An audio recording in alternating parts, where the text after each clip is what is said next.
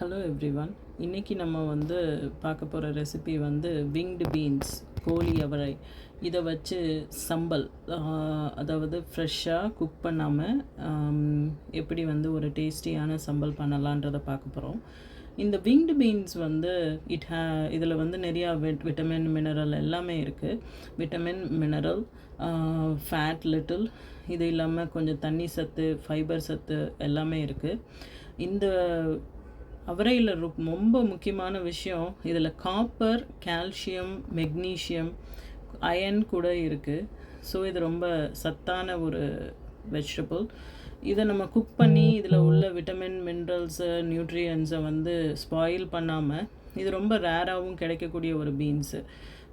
அதனால் இதை நம்ம பச்சையாக பண்ண போகிறோம். இதுக்கு யூஸ் பண்ணுற மிளகா காந்தாரா மிளகா. காந்தாரா மிளகா ரொம்ப ஸ்பைஸியாக, காரமாக இருக்கும். அதனால் நம்ம சின்ன சின்ன பீசஸாக இருந்தாலும் 4 பீஸு தான் எடுத்துக்கிறோம், 5 பீஸ் தான் எடுத்துக்கிறோம். அப்புறம் தேவையான சால்ட், பெப்பர், தேங்காய்ப்பூ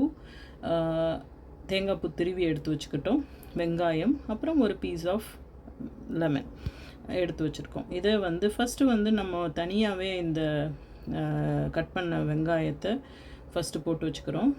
அதுக்கப்புறம் கட் பண்ண பச்சை மிளகா, அதுக்கு தேவையான உப்பு, பெப்பர் எவ்வளோ எடுத்து வச்சுருக்கோம் இல்லையா, அது ஒன்று ஒன்றா இதில் தட்டிட்டு,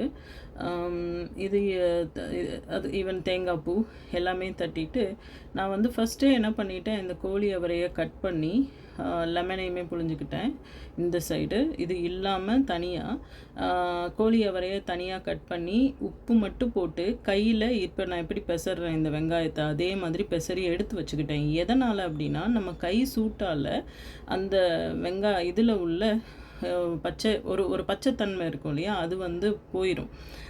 நம்ம அது மாதிரி தனியாக பிசைஞ்சு எடுத்து வச்சுக்கிட்டா. இப்போ பாருங்கள், இது நான் எடுத்து வச்சுக்கிட்டது. அதனால தான் நீங்கள் பார்த்ததை விட கொஞ்சம் பச்சைத்தன்மை இதில் கம்மியாக இருக்கும். ரீசன் அதுதான். ஸோ இவ்வளோ தான். இதை இப்படி போட்டு பிசைஞ்சு நீங்கள் ஒயிட் ரைஸோட, குழம்பு சாதத்தோடு வச்சு சாப்பிடலாம். தனியாகவும் சாப்பிட்லாம், சாலட் மாதிரியும் சாப்பிட்லாம். This winged beans rich in copper, vitamins, minerals, very good for health. இந்த ரெசிபியை நீங்களும் செஞ்சு பயனடையுங்கள்.